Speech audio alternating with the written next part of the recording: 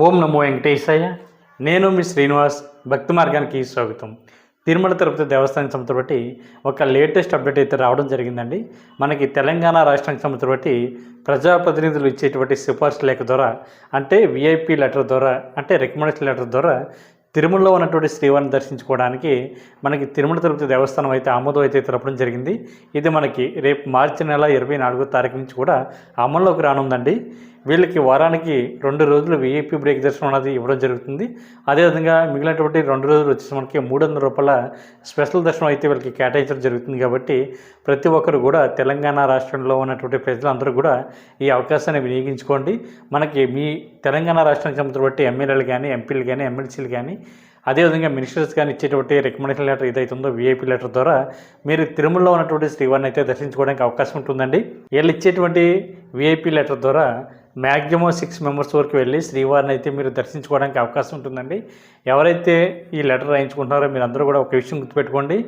మీకు main candidate ఎవరైతే ఉన్నారో వాళ్ళ యొక్క నేమ్ అయితే పూర్తిగా ఇక్కడ ఇవ్వండి. అదేవిధంగా అదే లెటర్లో మీరు అకామిడేషన్ కూడా రాయించుకునేటువంటి ప్రయత్నం చేయండి. తిరుమల కొండపైన ఉండడానికి కాబట్టి అకామిడేషన్ కూడా మీ ప్రజాప్రతినిధులు ఇచ్చేటువంటి రికమెండేషన్ లెటర్లో మీరు రాయించుకున్నట్లయితే మీరు తిరుమల కొండపైకి వచ్చిన తర్వాత ఎటువంటి ఇబ్బంది లేకుండా మీరు స్వామివారికి దర్శనం, అదేవిధంగా అకామిడేషన్ కూడా మీకు అందుబాటులో ఉంటుంది. కాబట్టి శ్రీవారిని మీరు ప్రశాంతంగా దర్శించుకోవడానికి అవకాశం ఉంటుంది. చాలామంది మిత్రులకు తెలియక కేవలం రికమెండేషన్ లెటర్ అంటే స్వామివారికి దర్శనం ఒకటి తీసుకుంటున్నారండి.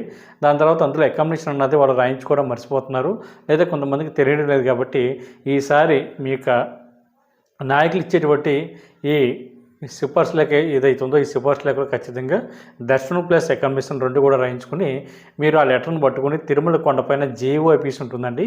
జేఓ ఆఫీస్ దగ్గరికి ఇచ్చినట్లయితే మిగిలినటువంటి సభ్యులు ఎవరైతే ఉన్నారో వీళ్ళ యొక్క ఆధార్ కార్డులు, అదేవిధంగా డీటెయిల్స్ అన్నీ కూడా ఒక ఫామ్ మీద మీరు ఫిల్ చేసిన తర్వాత అమౌంట్ అయితే మీరు కట్టవలసి ఉంటుందండి. అంటే విఐపి బ్రేక్ దర్శనానికి ₹500 అమౌంట్ అయితే కట్టించుకోవడం జరుగుతుంది. దానివల్ల శ్రీవారిని మీరు కొద్దిగా దగ్గరగా వెళ్ళి చూడడానికి అవకాశం ఉంటుందండి. సిఫార్సు లేఖ ద్వారా వెళ్తున్నటువంటి శ్రీవారి భక్తులు ఎవరైతే ఉన్నారో, అంటే మీరు దర్శనానికి కేటాయించుకున్నటువంటి రోజు ఏదైతే ఉందో దాని ముందు రోజు మీరు జేఓ ఆఫీస్కి సాయంత్రం 5 లోపు వెళ్ళి మీరైతే ఈ డీటెయిల్స్ అన్నీ ఎంటర్ చేయించుకుని మీ యొక్క దర్శనం అయితే కన్ఫర్మ్ చేసుకోవాలండి.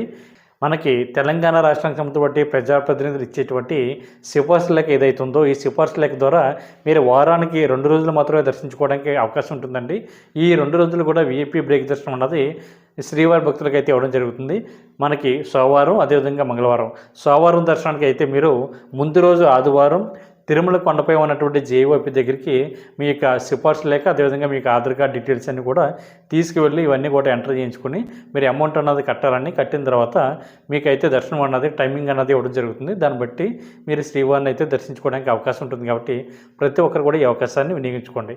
అదేవిధంగా ₹300 స్పెషల్ దర్శనం కూడా శ్రీవారి భక్తులకి అయితే తెలంగాణ గవర్నమెంట్ వారికి అయితే కేటాయించడం జరిగిందండి.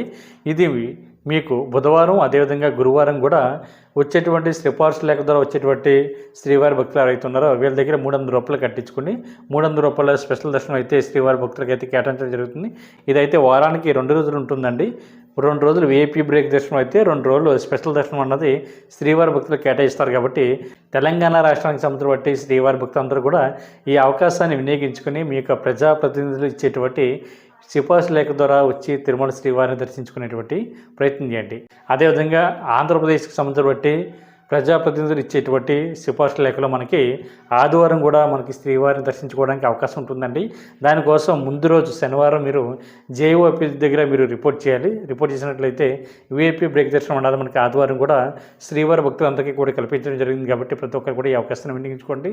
సిఫార్సు లేఖ ఎవరైతే తీసుకుంటున్నారో మీరు అందరూ కూడా రూము ప్లస్ అకామిడేషన్ 2 కూడా యాడ్ చేయించుకుని తిరుమల కొండపైన శ్రీవారిని దర్శించుకుని మీ యాత్రని పరిపూర్ణం చేసుకుంటారని నేను మనస్ఫూర్తిగా కోరుకుంటున్నాను.